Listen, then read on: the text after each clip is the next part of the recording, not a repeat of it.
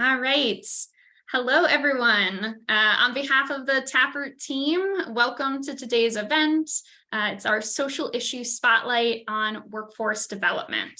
So we have some really incredible speakers in the room today. So this should be a fun conversation. It really will. And so we're excited to have each of you here for it's a lunch and learn for a lot of folks. If we have any West Coasters on the line, maybe it's a breakfast and learn. But regardless of where you're based, we're really happy to have you here. So today, we should think of it as a mix of education and activation. We know that the world of work is changing, and those with barriers to employment are at risk of being left behind. And so workforce development nonprofits connect people who need jobs that pay a living wage to the services and training and supportive structures and wraparound supportive systems they need to find careers that help them thrive. So it's critical that we understand the workforce development challenges and opportunities within our own communities, and also how we can each take action to support nonprofits working to provide these services. So this is going to be an open conversation. We're going to hear from our expert panelists on the work they're doing, the communities that they're serving, and the solutions they're employing to address this issue. And we'll also just learn from their background. We have folks here with a really diverse wealth of experiences in different fields. So that'll be really interesting to dig into later on. And we'll also discuss how these organizations could use your support. Pro bono consulting through Taproot, definitely included in that list in the days, weeks, and months ahead. So I really appreciate everyone who submitted questions upon registering for this panel.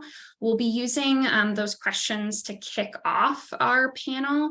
And then we're also going to encourage you to use our chat box, or we enabled Q&A as well if you have any additional questions throughout, because time depending and audience interest depending, in the second half of the event, we're going to invite people to use the Zoom virtual raise hand feature to come off of mute and ask questions or just chat with our panelists. So definitely don't be shy, ask those questions. We want to hear from you. This space is yours, so please make the most of it. So a few quick logistical notes before I dive right into introducing our panelists. We are recording this event. We don't want to miss out on any of the great insights that folks share. And so we will send out the recording, hopefully later today, but at the very latest tomorrow morning. We'll send it out to everyone who registered for the event, and it will be published on Taproot's website for easy viewing after the fact. We're going to ask that while our panelists are speaking, our attendees keep themselves muted, but as mentioned, use that raise hand feature if you want to jump in. And then if you need any technical assistance throughout, my wonderful colleague, Megan Gillette, is virtually standing by ready to assist. And you can see she's changed her name to Taproot Support. So that's how you'll find her to send her a private chat if you need anything. All right, so with all of those logistics out of the way, I want to get into the really good part. Let's start introducing our speakers and learn more about the really amazing work that they're doing. So I'll kick things off with Kaya Harris-Thompson, who is the CEO of Columbus Works, which is an award-winning nonprofit organization whose mission is to move Central Ohioans out of poverty through sustained employment. So for 11 years prior, she has a wealth of experience building communities of learning as an urban educator in some of the most challenged school districts in New Jersey. So her time in education allowed her to see firsthand the impact that poverty had on students' abilities to succeed academically. And she made the difficult decision to leave the classroom to then lead in the nonprofit sector. So at Columbus Works, she leads a small but mighty team of professionals. We're very accustomed to working with those here at Taproot.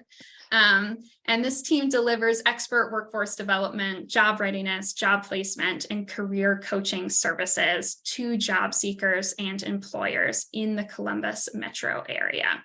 And so the Columbus Works model for workforce development is both trauma and brain science informed and employs a very high touch approach that we will hear much more about as Kaya digs into our conversation today. So really, really lucky to have her here. Thank you so much for joining. Thank you. Thank you. And then our second speaker is Jonathan Spooner, and he is the founder and chief technology officer at Stacks and Jewels, which is a nonprofit located in New York City. So they are a nonprofit project-based learning program, specifically in computer programming and wireless network management. So he's definitely going to teach me some things that I'm absolutely out of my depth in. I'm really excited for that. Stacks and Jewels specialized curriculum engages young people's creativity to really supercharge their strengths as learners and get them on the fast track to really valuable technology skills, regardless of their prior experience or training that they may or may not have received through their standard school curriculum. And so John brings a trove of experience in technology, innovation, and marketing to Stacks and Jewels, having led innovation teams at large firms such as Intersection and launching several high-tech businesses as a professional. And I have to note this line that we found in his professional bio, which is a lifelong DJ, having played multiple gigs around the globe. John also co-founded the internet's first DJ mix site. So I know we're here to talk about workforce development, but I won't be opposed to any questions from folks who want to dig more into that gem on John's resume. All right, so with that, I just want to thank both of our speakers for being here with us. And I guess I forgot to introduce myself, Kim Swartz. I'm Taproot Senior Director of Community Engagement, and I'll be the moderator. So just directing the conversation flow and making sure that this community space engages everyone who's ready to dive in. So with that, Kaya, I'm hopeful that you'll be game to kick us off. I'd love to hear why do you do what you do? Why were you called to work in this space specifically? Yeah, so and thank you for that intro. And one of the things that everyone heard in that is that, my background is in education, and I spent, many years in the classroom, and quite specifically and intentionally in urban contexts. And what I was seeing over the years in education, year after year after year, and having worked in a few different school districts, I was seeing the same things. I was seeing things getting more and more difficult for my kids and for their families. I was seeing how so many of them were impacted by transients where they might have started in my classroom in September, and then, they got evicted from their home and had to go live with auntie for a while. And so they left, but then they were back in April, and how that, that lack of continuity really impacted them. I was seeing how criminal justice involvement was impacting their families, and food insecurity, and so many different things. And like you said, I made a tough decision that I needed to do something about those other things that were happening all around and outside of the classroom and in the school. And after 11 years in that space, I started working in the nonprofit space and in the community development space, because I felt like I needed to do something about all those other things that were happening.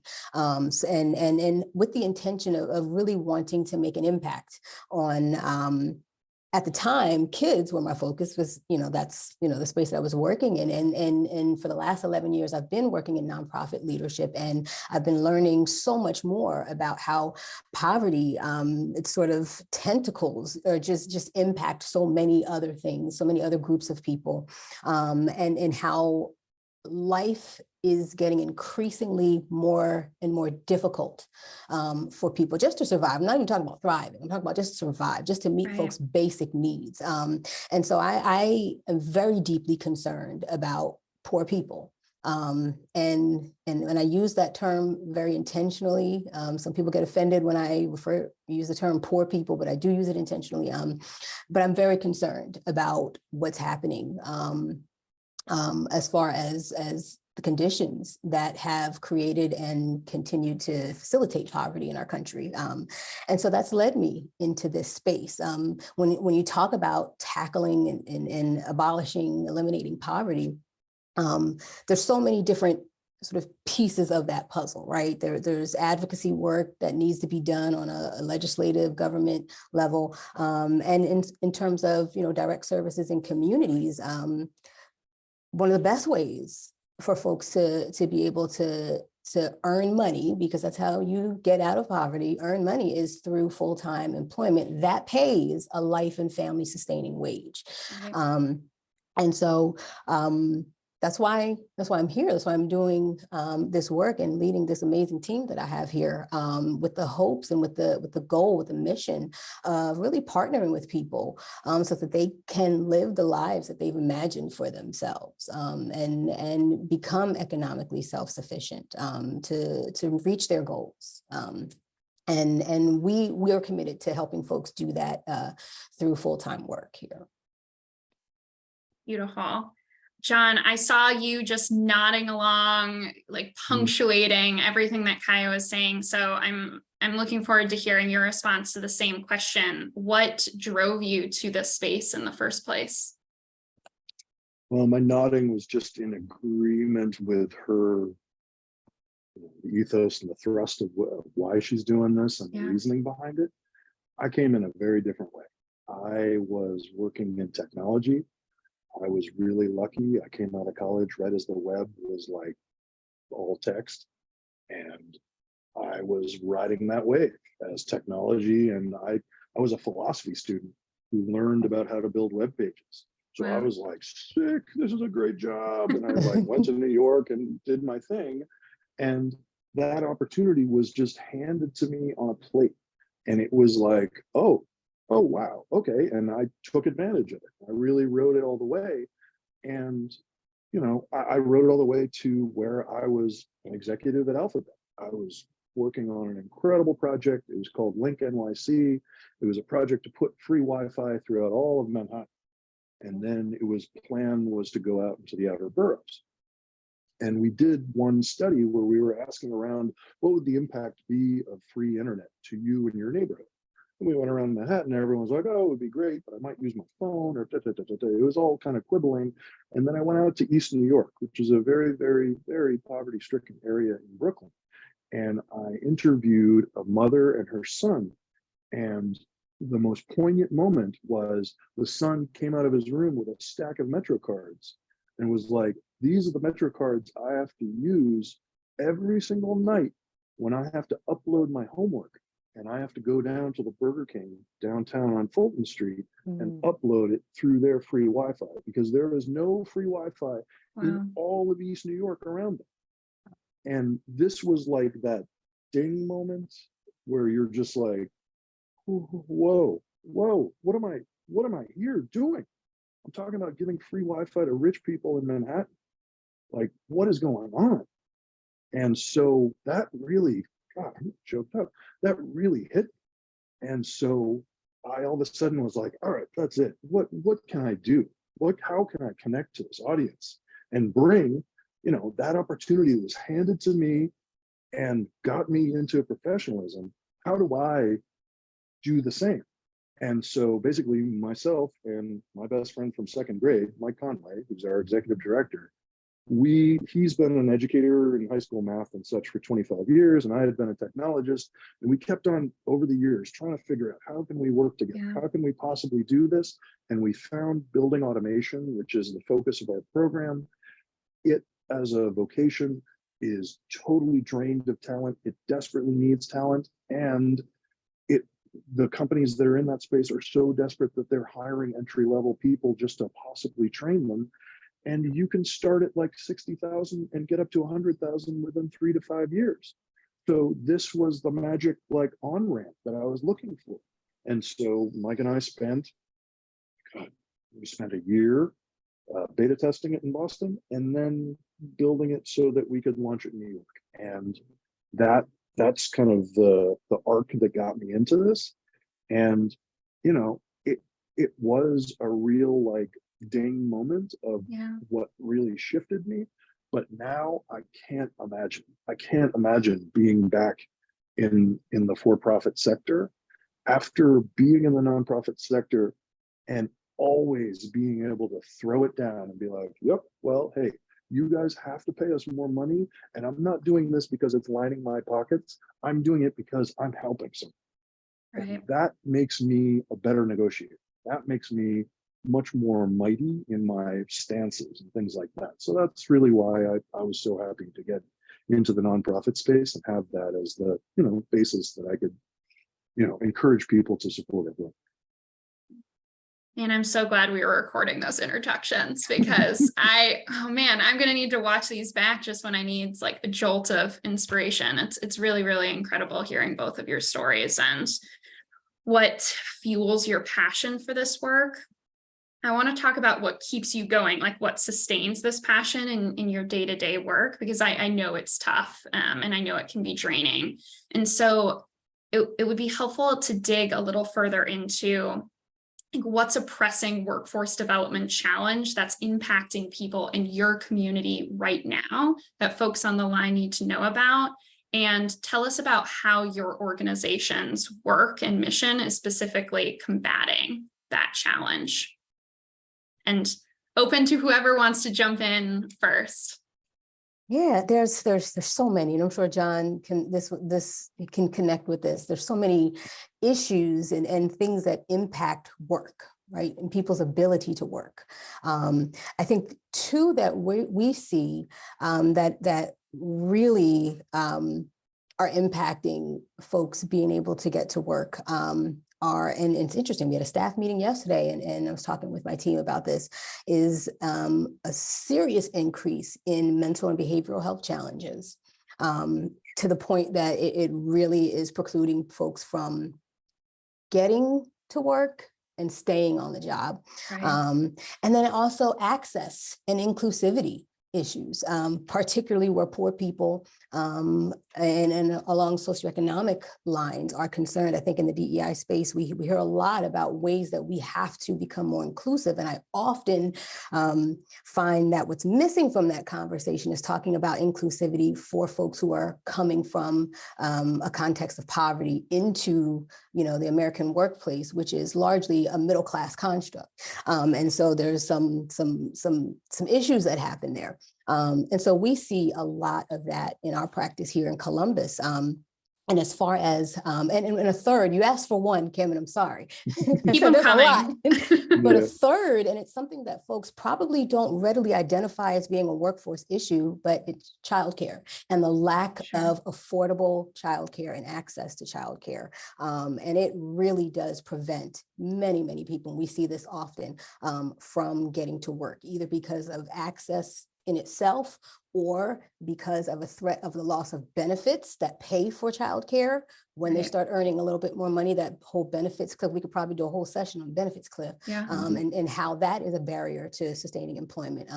But those are three areas that we see a lot in terms of challenges in this workforce space. And part of the way that we at Columbus Works deal with those, for instance, the mental and behavioral health piece, you mentioned that our particular model for workforce development, at the foundation of it is our understanding of trauma and how trauma impacts just all of us as humans, and how trauma shows up in the workplace. It shows up everywhere. It shows up in your communities of faith. It shows up in schools. It shows up in the supermarket. I mean, it shows up everywhere. But particularly how that can manifest in workplaces. And so embedded into our training, as well as into our coaches and their coaching practice, are able to really look for those signs of what might be a manifestation of perhaps some unresolved or undealt with trauma. And on the flip side, when we're working with employers, we do some education and some advocacy with employers so that they understand behaviors that they might see what might be at the root of those behaviors, whether Sure. it's absenteeism or tardiness or somebody not necessarily being able to get along with a colleague or a coworker. We kind of help them to understand what that looks like so that they can reconsider perhaps some policies or procedures that they have. Again, talking about that inclusivity piece in their particular workspace. And then with those wraparound services that I mentioned, I don't have any therapists on staff. We're not a mental or behavioral health organization, but we do have close partnerships with some wonderful partners in our community who do provide those services. Actually, right next door is a therapist who we're able to refer folks to. A big part of what we do at the onset of folks coming to Columbus Works is we really work to get folks stable. A lot of the folks we work with have so much trauma and so much instability going on in their lives that it's just not possible to manage life and work. And so we help them deal with, decreasing and managing that instability so that we can coach them in how do I do life and work and handle all the things that are coming at me and still keep my job.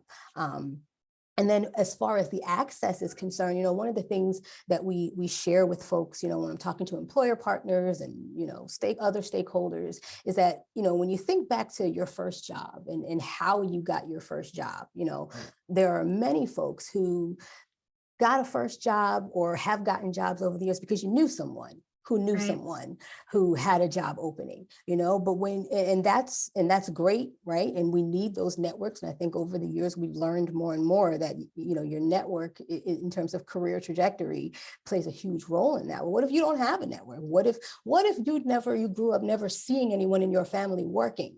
And what if you don't know someone who knows someone? Well, at Columbus Works, we become that someone that our folks we call them members, our clients, that our members know, who can connect them with a job here or an employer here. So we have a nice network of employer partners that we're able to connect our members with once they go through our training so that they do have access to the kinds of jobs and the kinds of opportunities that are going to allow them to earn more, like I said, that life and family sustaining wage, so that they can change their economic status and their sense of self-sufficiency in that way. I really appreciate you going beyond the scope of the question, giving me way more than one challenge in how you're talking about it, because I do think it's really important to root this discussion in the intersectionality of workforce development and all of the different fields that it touches. You named a couple, being childcare, access and inclusivity, behavioral and mental health care, but also hunger and housing insecurity are all layers in this onion as well. And so really appreciate you grounding us in that. And then really interesting point around this idea of networks and social capital as a limiting factor, both in connections to career opportunities, but also just like modeling of behavior and attainment in a professional or personal life. So important as well. John, really want to get your perspective on this same topic as well. What are the issues and the challenges that you're specifically really digging into through the Stacks and Jewels program model? So there are two pieces to our program. There's the instruction where students go through learning lighting, HVAC, and then integration software. And then there's the getting the job. And, the first part, there's all kinds of challenges with benefits lapsing while taking the class. Another thing that we've tried to instate, and it's difficult to persuade funders to see this, but is providing a stipend during training. This shouldn't be an argument. This should just be a standard baseline, like, yep, I'm going to have to take 12 weeks off my job. Right. Because otherwise, I'm going to be falling asleep in class because I had to move a house this morning and show up to class at 1:30, and now I'm scrambling, and then my kids visit. It's just like all the sides are coming in, and having that $15 to $20 an hour can pay for that child care, can pay for the groceries this week, can do a lot of things. And when we have offered stipends, we've seen that money go in the most creative, economically unbelievable manners that have, I've seen $200 stretch like I've never seen. And this is, we become a relied upon piece of their economic life. Right. And it's a really important role. And I think, a lot of times you're like, oh, I'm a trainer. And you were talking about this motivation thing that kind of creeps up on you where you're like, I am dusted. I've been teaching all week. I just don't have it in me. And then, you get a call from one of those students and you're re-energized and you're back in the game. But one thing that I would say has really been just to keep on that motivation factor is I did this as a partnership, obviously with my best friend, but with a partner, there is that yin and yang of your own personal passion level and such, and having someone that I can just bald face be like, dude, I can't do it today. I am dead. And he can kind of talk me back up into getting me back into the game, because, workforce is not an easy business. And it is really, really emotionally draining. And yeah, I just think that that's something that we have to, take into account as a challenge is, yes, our audiences face challenges, but we as providers face challenges too. And I think that that's one of the big, points that people should kind of give themselves a little bit of a break is, like, I know you're struggling, I know you're pushing, I know you're trying to get these people, motivated, showing up, getting jobs, all those great things, but also realize you're human too. And just because you see the idea and you see the end point and you're trying to gather the group and get them there, it doesn't mean your energy is endless. So that's one thing. It's just the challenge of personal metering of your own energy, because passion really drives you right to the edge. And you gotta be careful for yourself. Yeah. And I know there's some other nonprofit professionals in the room with us right now too. And burnout in this sector is a very, very real thing. And so I think John, it was interesting hearing you earlier say, like, oh man, reflecting on that story almost made you tear up, because that's an example of, all right, I need to make sure I'm investing in these, like, fill my cup moments so that I'm able to continue this really important, necessary work. Yeah, absolutely. Because, hey, I mean, these students, workers are relying on us, and they're putting their faith in us. And for me to sprint and then be gassed and not be able to finish it doesn't help. So I mean, I think somebody just said self-care is important. That truly is.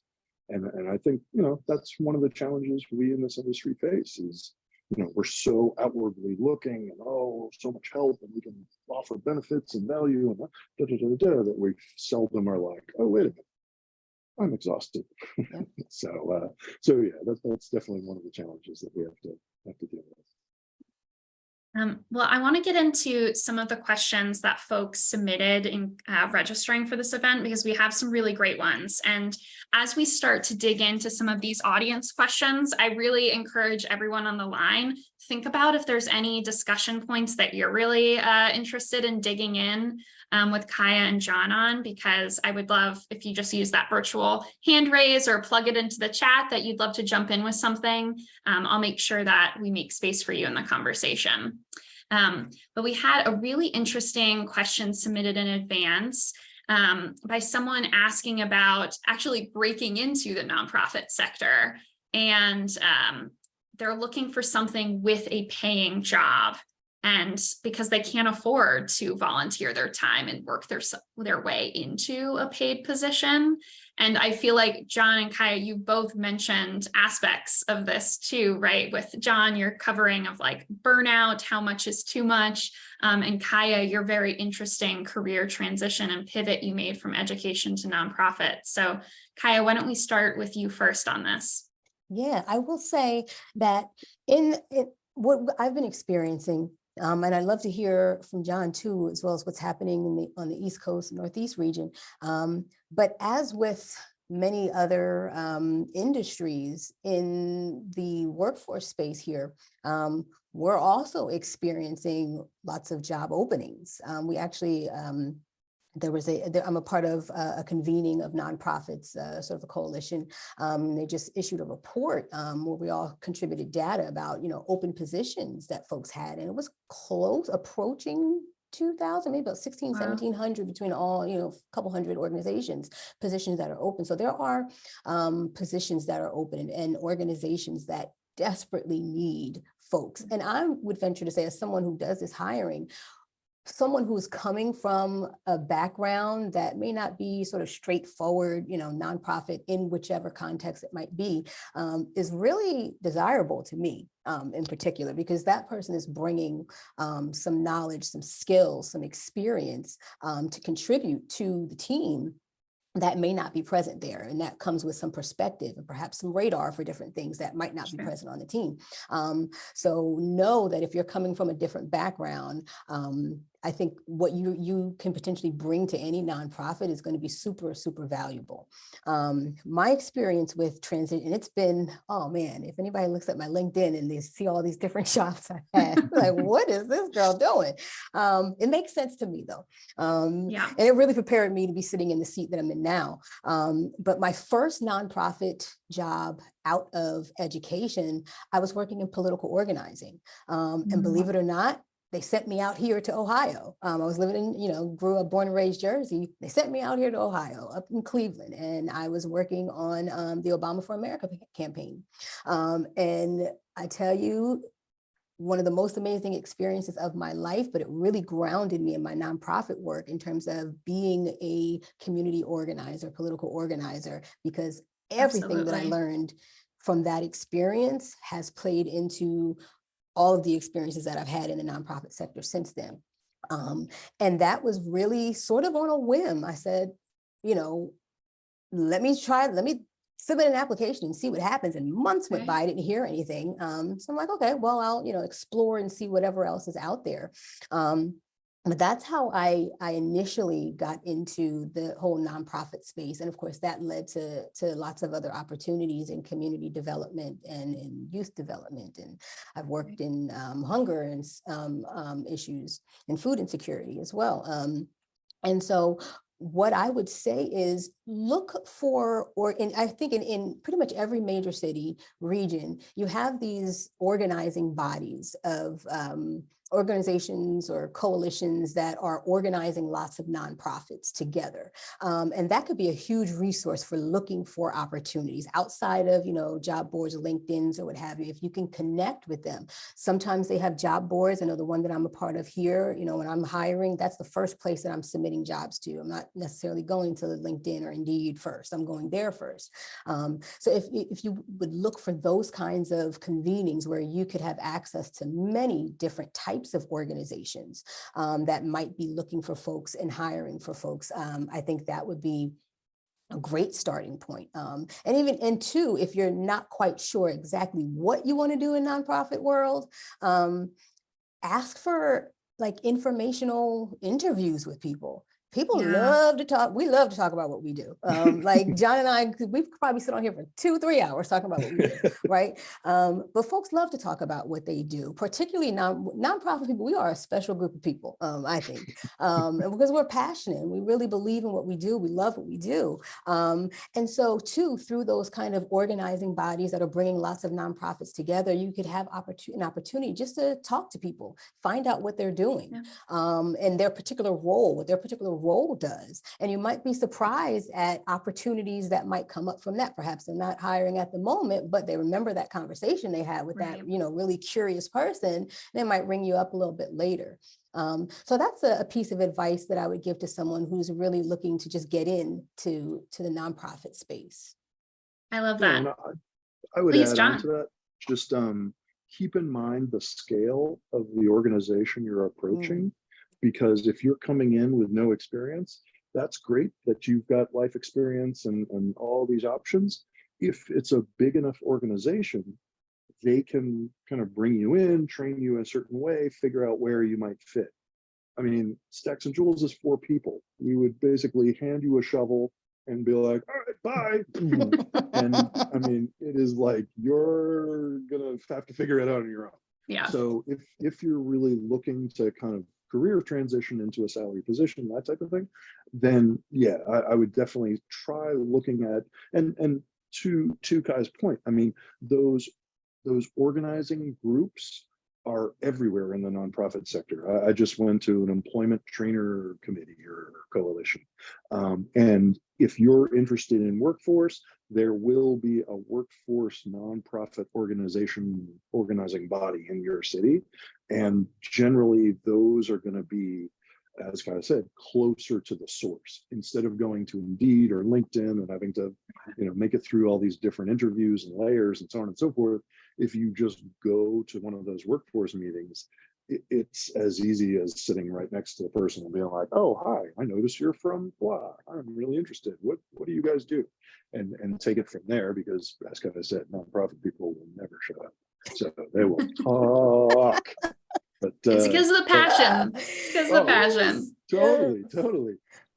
I think very, very good advice. And I see we have a chat from D'Antoine, who's saying their daughter works for a nonprofit in SoCal. And so it sounds like, based on John and Kaya, what you were sharing, looking into things like California nonprofits, which I think is the state association in that region, or things like, John, you were mentioning, like city-based. So you could look San Diego or LA workforce development boards. Yeah, and it seems like, I mean, especially if you're working in a school with at-risk youth, there are probably other nonprofits around that school that are servicing it, that also would have some experience of seeing your daughter actually working in that school. So it would be an easier lift for them to say, oh, well, she's been working at school XYZ, we could, bring her in and do this. So it's a great idea. I would definitely try to keep it as local as possible, just because, I have a lot of friends who are interviewing for nonprofits, and there's a lot of interviews that comes with trying to get in. So through the Indeed, LinkedIn path, it just seems like it's quicker if you can get to the person, talk to them, and try to network your way into it. Great. All right, I see Paula raise their hand. Paula, please feel free, unmute yourself and jump in. I absolutely love this conversation, and Kaya and John, I need to connect with both of you afterwards. But I kind of, a couple of things that Kaya brought up. So I moved to Georgia from New Hampshire, which apparently is like 30 years ahead of Georgia. So in New Hampshire, we had, if you were applying for unemployment, I don't even know if you had to be receiving it, but they had some innovative programs in which, one, they paid you mileage to job search, and they paid 100% childcare for you to job search. And then after you got hired, they did not automatically discontinue it. They phased you out of it. And so like for another month, you would continue to get mileage, and then you get childcare, like for the first month at 100%, and then they went to 50%, then 25, and then after like 3 months, when you had solid footing, then you paid your portion that was proportionate to your salary. And that's something that I would like to see done in more places. But my question is, do you have any, for example, right now, we are an organization that serves children and youth, homeless children and youth, and we are Grow with Google partners. And so we have scholarships for the youth 16 and older and their parents to take these Google IT career certification programs. However, None of our families have the technology. They don't have their own laptops to be able to take the courses. And it's just, we have unsuccessfully tried to get funders to buy into this, to the idea that this is an investment that will, you know, change the trajectory of people's lives. And, you know, we have all kinds of statistics that if you're less likely to be homeless as an adult, if you know, have these success pathways as a youth. And so do you have any suggestions as to how one can find support for programs that are uplifting this population? Yeah, that's a So you want to jump hardware- on this first, John? Yeah, well, I'll jump on it, just because I've dealt with exactly the situation. So with our class, we need laptops. We need laptops for 20 students.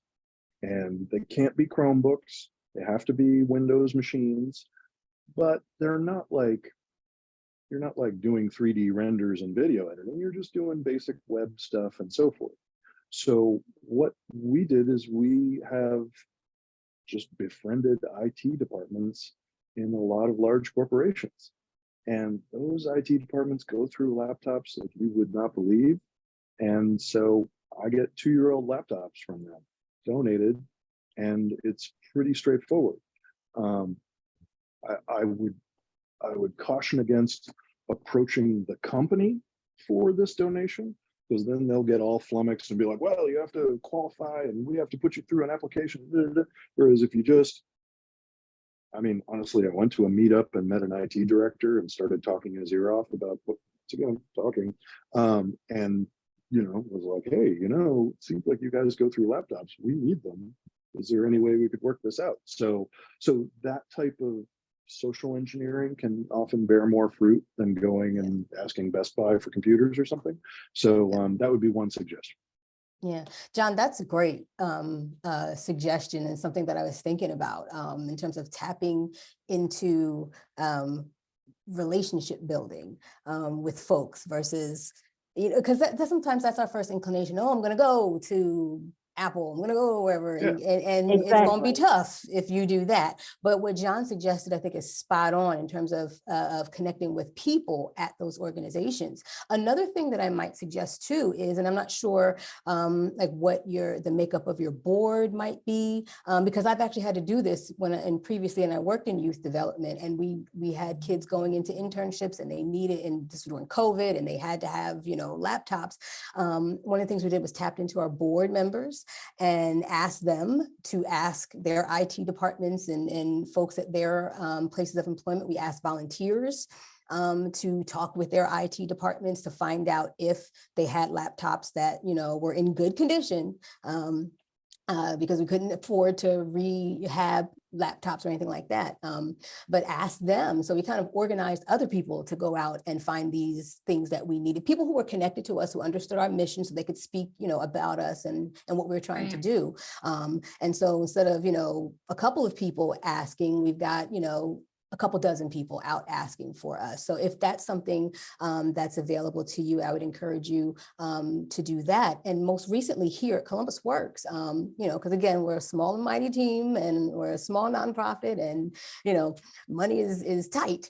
But we launched a fundraising campaign back in the spring through here in Columbus. We have something called the Columbus Foundation, and they're sort of like an organizing body for lots of funders, for donors. They have platforms where we can receive donations from people, and they helped us with coordinating sort of like a mini fundraising campaign. It lasted, I think, 30 days, and it was very specific. We needed to create a mobile computer lab for our members so that they could apply for jobs, they could take virtual interviews, et cetera, because the computers we had were super old and just didn't work. And they helped us with that, and we were able to raise funds to be able to buy, you know, 6, 7, 8 laptop computers. So again, I don't know if you have those kinds of resources necessarily available to you, but that kind of thing in terms of tapping into churches, tapping into, you know, organizations that are sort of already organized, full of people that you could ask to help you go out and find these materials that you need. I love those Thank ideas. you. Oh, yeah, no, I'm glad they're resonating with you, Paula, and seem feasible. I would add, if folks on the line are familiar with TechSoup, that's an organization to think about. They do low cost technology products and subscriptions, so that could be a great thing to dig into. And John, on your note around like lean into corporate partnerships, Kaya, your note about leaning into the social capital of your board members. I'm going to sound really salesy right now, but Taproot Foundation's network of volunteers are from really, really amazing companies, and a pro bono engagement is a great way to start building connections with those types of business contacts that then you can try and follow up and maintain connections with in the future. So definitely something to consider. So DeAntoine and Eric, I see you both raised your hands while Kaya and John were responding to this. Is your question or comment on the same topic, or is it okay if we transition to a new question? All right, it looks, oh, Eric, please. And DeAntoine had his hand raised before me, so. Okay, great. So DeAntoine, we'll go to you first, and then Eric. So my comment was not on the same topic. I just wanted to tell you guys a little bit about myself. I'm the founder and executive director of Rebuild California Alliance. We're a small nonprofit in Southern California. I also serve as a pastor of Peace Chapel Church of Los Angeles. And we've recently gotten involved with transitional housing. So we house formerly incarcerated men and formerly homeless men, and we have a drug treatment program attached to our housing. And we've grown pretty fast. We started in August of 2022, and we're already at our third house. We just opened up our third house about 2.5 weeks ago. And so we're currently housing about 40 men, and we're kind of at that stage where, you know, it's like, what's next? How do we tap into more funding to provide more services and resources for these men? We also, the church where I pastor at, we own close to 2 blocks worth of property. So we have buildings and facilities and everything, but we just haven't been able to tap into that line of resources where we can just, you know, be able to really help these men. We're pretty much doing it from our own pockets. So I was hoping to connect with somebody either through you guys or some other organization. I'm just jumping around trying to meet as many people as I can so that we can tap into more resources to help these guys, because we have some pretty good success stories early on. So that was my comment. No, I appreciate you jumping in and joining our space and also just sharing more about your organization. I can say, in case DeAntoine's story resonates with any other nonprofit leaders, professionals on the line, let's definitely stay in touch. Taproot's going to send out a follow-up email after this event.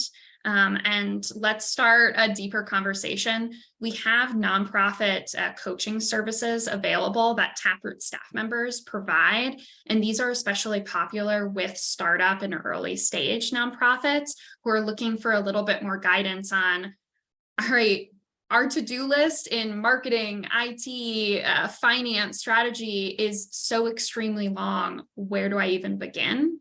And so that's definitely something we would love to dig in with you on, DeAntoine. So let's talk more after that. And then to John and Kaya, would love to hear your thoughts on this like broader question of, how do we take our organizations to the next stage? You know, what are some investments that you've made in yourself, your team, your organizations to be ready to meet the needs of more community members?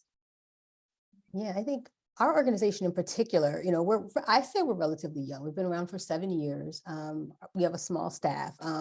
And aside from me, the rest of my staff, you know, they provide direct services. And so when it comes to sort of the back office, the administrative functions, you know, this is HR, this is communications, this is marketing, this is accounts, you know, so there's a lot that nonprofits need to sort of provide the foundation so that we can scale and grow. And I think, you know, I was so grateful when I found out that Taproot was a thing, because there's so many things that I just cannot do, because I'm one person and I have, you know, it's only but so many hours in the day. And so in terms of, I really see how, you know, the volunteers, and I've had some great experiences with volunteers through Taproot, are really enabling me to kind of pick my head up so that I can sort of get out of the weeds on some things and really work on some higher level, you know, strategy type things that I need to be able to work on. And so I think having that kind of support from volunteers and folks in the community, you know, who are highly skilled professionals, is something, at least from my kind of organization, is really crucial to us being able to grow, and to, like I said, do some of those other kinds of work, you know, strategy type, planning type things that DeAntoine was kind of speaking to, fundraising planning and those kind of things that the organization needs to be able to sustain itself and to grow. And so that's one thing that I would, I guess everyone who's on this call for the most part is familiar with Taproot, but I don't know, as a plug that like the experiences that I've had, you know, even right now that I'm having with a volunteer who's helping us with marketing, talk about growth and scaling on a nonprofit, like marketing is so important, online presence and socials and all the, it's so important. And I don't have time for it. And I met an incredible, amazing volunteer who has created just a beautiful marketing plan for us. And it's going really, really well. So that's something that I can see in terms of helping, you know, nonprofits sustain and grow and scale. Is pretty crucial. Yeah, absolutely. You should be able to lean more into what you're really great at. Right. Because that's what your nonprofit needs from you. Yeah. And so volunteers, I know we have some folks on the line interested in volunteering. It's that bridging of capacity gaps, helping the nonprofit leaders do more of what they're uniquely talented at, that your skills are really going to be fueling. Yeah. I want to make sure I quickly answer Sai's question that they dropped into the chat earlier, and then Eric will jump to you. So if folks are interested in getting involved with John, Kaya's organizations or other workforce development organizations through Taproot, we are going to provide tons of links after this event. So check out that follow-up email. We'll have opportunities through Taproot and otherwise with both of their organizations ready to go. And so you all can dive right in. All right, Eric, would love to hear from you. Hi there, everyone. So this is my re-entry into the Taproot world. I served as a pro bono account director for 5 years from 2007 and 2012. And in fact, Taproot changed my career direction. I've been working nonprofit ever since. The last 10 years, I was executive director of a nonprofit called Museum Computer Network, which was a nonprofit dedicated to supporting museum professionals to advance digital transformation. And so there are a lot of similarities, though it's adult education in professional development in this. One of the things that was really important for us was mentorship.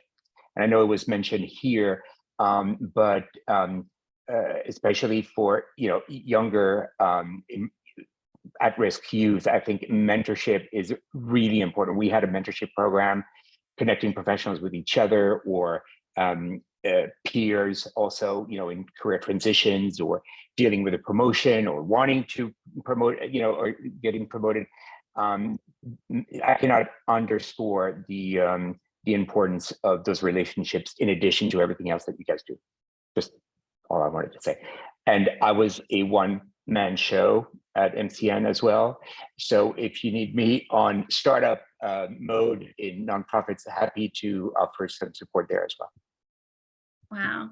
Well, thank you so much. I'm so glad this is your reintroduction, because what a perfect conversation for you to be a part of. This is pretty incredible. But John, Kaya, curious about your approach to mentorship in all of the programs that you're running, and how you really lean into that or build off of that. I'll jump on this first, and just I found that what we really have to do, and actually Kaya was talking about this before, is what we as workforce development people can provide is a network. And by introducing them personally, I mean, one of the things we do is we have our class, we have like 20 students or so in that class. And if an employer is interested in talking to us, they have to come into the class and they have to teach something. And they have to teach something personally, hands-on, and you can't leave unless they learn something.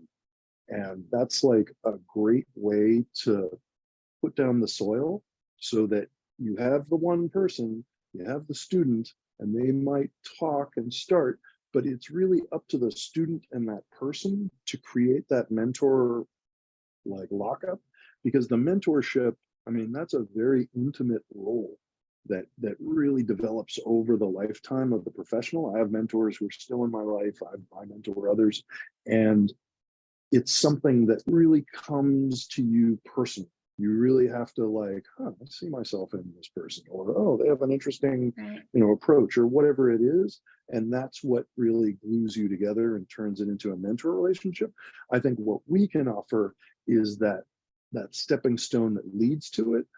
I just try to provide the network because, hey, I had the privilege of growing up and having this kind of network built around me by family, friends, and others. And I see that as the surest step to progress in your career. So what do I want to do? I want to create those networks. Even if I have to force someone to come into my classroom and meet personally with all these students, it's just a way to kind of start that process. I love that model of having folks, if they want access to your students, and you got to get in here and teach something. I love that. Exactly. And in terms of at Columbus Works with mentoring, it's sort of built and baked into our model. We coach people once they're trained and placed in a job and they're stable and doing well. We coach them for at least the first year. And that's like every week they're in touch with their employment coach. And what typically tends to start happening is that the relationship sort of shifts from that coach coaching them, and they're actually becoming a mentor, and sometimes even friendships. And when we get text messages, last week I just closed on a new house, and you get to kind of walk with people as they're doing life and as they're reaching their goals, and they will check in and talk with their coaches, and like I said, that relationship starts to become more of a friendship and a mentorship, that with someone who, when they do need advice, I want to ask for promotion, I want to ask for a raise. And part of our coaches sort of practice is teaching our members how to look for mentors in the workplace. If they want a promotion, well, do you see someone who's doing what you think you want to do? Well, here's how you could start a conversation, an introduction, and so on and so forth. So that's kind of what it looks like here. Okay, great. Well, I can't believe this, but an hour really flew by. This was so such fast. That went by really fast. And it was such an engaging conversation led by two really, really incredible leaders. So I hope everybody can just join me in saying thank you to John and Kaya for spending an hour and giving of their time and expertise in this way. I also just want to say thank you to everyone on the line who took time to join us live, and also all the people who are listening to this recording back. We really, really appreciate your passion for this topic, and are hoping that this is just a stepping stone to more community connections, hopefully connections that lead to support going towards really fantastic workforce development and anti-poverty organizations like the ones that John and Kaya lead and are a part of. So like I mentioned, Megan and I are going to be in touch later today with a ton of information for you. So a lot of links, a lot of ways to take action, and just more information about how you can stay in touch with our expert speakers from today. Thank you. Thank you all so much. Thank you, John and Megan and Kim. Yeah. Appreciate both of you, and appreciate everybody for sticking around even 3 minutes after the hour. All right, have a good rest of your day. Oh yeah, please, John. One final plug is I do have an opportunity open on Taproot Plus for anybody who is in the HR sector who could help us with selecting benefits for our employees. So nice. That's a great plug to end us with. A great plug to end with, and we'll make sure we link to it in our follow-up note. So appreciate everybody for sticking with us, and I hope if you're US based, have a wonderful long holiday weekend, and we'll talk soon. Bye. Thanks all. Thank you. Bye.